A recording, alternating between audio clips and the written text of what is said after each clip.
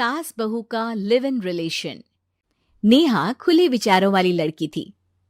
अरे नेहा, क्या दिन में सोती है?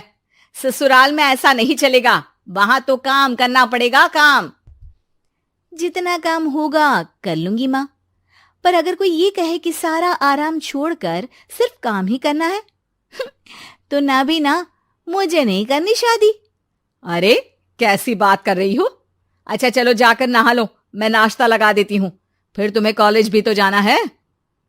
नेहा कॉलेज के लिए निकल जाती है। वो सोचने लगती है कि ससुराल में वो कैसे मैनेज करेगी।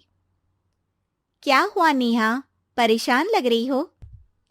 अरे यार, तू तो मुझे जानती है ना, मुझे अपनी लाइफ बिल्कुल परफेक्ट चाहिए, लेकिन लग नहीं रहा लोग मानेंगे। यार, कहीं मेरी शादी ऐसे घर ना हो जाए जहां मेरी जिंदगी ही नरक हो जाए। अरे मैंने ना कल एक इंग्लिश फिल्म देखी थी, उसमें भी कुछ ऐसी ही समस्या थी हीरोइन की। अच्छा, तो फिर क्या किया उसने? उसने तो अपने होने वाले पति से साफ साफ कह दिया कि वो पहले उसके घर कुछ दिन तक बिना शादी के रह कर देखेगी, और अगर ठीक लगा तो ठीक, वरना तेरे मेरे रास्ते अलग। अरे हाँ यार, ये तो बिल्कुल सही आइडिया दे रही है तू मुझे। चल मैं तो चली, थैंक्स यार, तूने मेरी प्रॉब्लम सॉल्व कर दी। ये बोलकर नेहा खुशी खुशी वहां से निकल जाती है, लेकिन पीछे से उसकी सहेली कहती है, अरे नेहा, नहीं नहीं, कुछ नहीं सुनना मुझे। ये बोलकर वो वहां से चली जाती है। हे भगवान, पूरी बात सुने बिना ही चली गई। अरे वो तो विदेशी फिल्म थी, वहां सब चलता है, लेकिन ये तो भारत है, सभ्यता और संस्कारों वाला देश, जहां शादी से पहले लड़की को ससुराल में नहीं रखा जाता। खैर, नेहा मस्त होकर घर आती है। नेहा, कल तुझे लड़के वाले देखने आने वाले हैं, और हाँ, इस बार कोई बहाना नहीं चलेगा। हाँ हाँ, आने दो आने दो, मैं तैयार हूं शादी के लिए। अगले दिन लड़के वाले आते हैं, जहां लड़का कहता है, मुझे अकेले में लड़की से कुछ पूछना है। हाँ हाँ, क्यों नहीं बेटा, जाओ नेहा, घर तो दिखा दो इन्हें। नेहा भी खुश हो जाती है कि उसे मौका मिल गया है लड़के से अपनी शर्त रखने का। देखो, मुझे ना शादी से बहुत डर लगता है, पता नहीं कैसी लड़की आए, तालमेल बना पाए कि नहीं मेरे परिवार से। मैंने कई घरों में रोज का क्लेश होते देखा है। तुमने तो मेरे दिल की बात कर दी। मैं भी यही सोच रही थी कि भाई सास तो अच्छी होनी चाहिए, पति सपोर्ट करे ना करे, रहना तो पूरे दिन सास के साथ है। लेकिन मेरे पास ना इसके लिए एक बहुत अच्छा आइडिया है। अच्छा, कैसा आइडिया? क्यों ना शादी के पहले मैं कुछ दिनों तक तुम्हारे घर आकर रह लूं, तुम लोग मुझे समझ लेना, मैं तुम लोगों को समझ लूंगी। ठीक लगा तो शादी, वरना टाटा बाय बाय। क्यों? लड़के को नेहा की बात में दम लगता है। वो घर के सभी लोगों के सामने नेहा की बात रखता है। अरे पागल हो गई है क्या? ये कैसी शर्त है? अरे शादी से पहले मैं क्यों तुझे किसी और के घर भेजूंगी रहने? अरे लड़की के ख्याल तो 20 साल आगे के हैं, इतनी भी खुले विचारों वाली लड़की नहीं चाहिए हमें। अरे माँ, क्या बुरा और गलत बोल रही है ये? रहना तो हम दोनों का है ना। कल को कोई परेशानी आई तो तुम सब तो ये बोलकर निकल जाओगे कि जिंदगी तुम लोगों को ही निभानी है, तुम लोगों को जो करना है करो। तब क्या करूंगा बताओ? सबके समझाने पर वो लोग मान जाते हैं। वाह, मैं 2-3 दिनों में पैकिंग कर लूंगी, तो आकर मुझे ले जाना। और नेहा पहुंच जाती है विशाल के घर। आओ आओ, ये रहा तुम्हारा कमरा।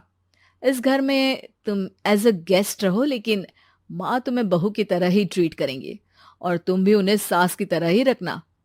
बस फिर क्या था, शुरू हो जाता है लिव इन सास बहू का ड्रामा। अरे चाय तो बना दे बहू।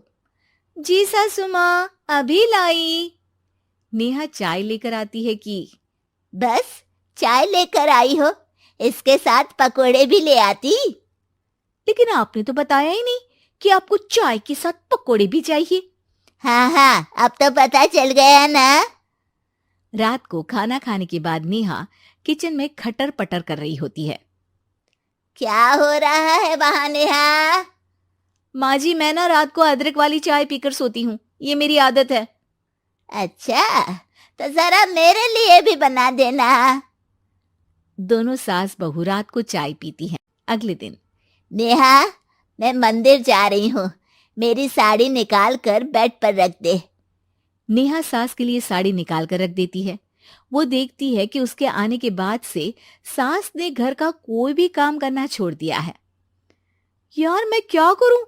ऐसा ससुराल तो मुझे नहीं चाहिए था जिसमें मैं ही सारा काम करूं।